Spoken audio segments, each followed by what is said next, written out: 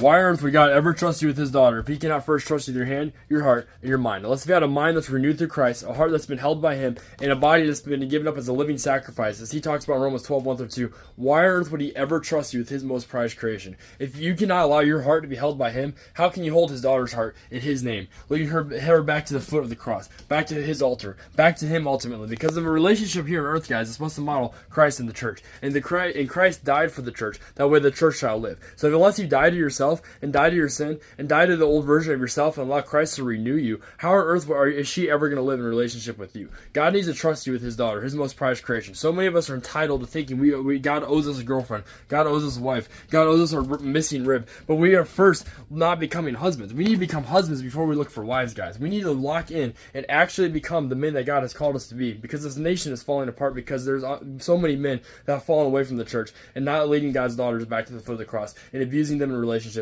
and using them for their bodies and objectifying women. And it's enough. We need to rise up and actually do what God has called us to do and allow our minds to be renewed in him, our hearts to be held by him, and our bodies to be a living sacrifice for him. So before you look for a wife, become a husband first, because God cannot trust you with his daughter unless he can first trust you with your hand, your heart, and your mind.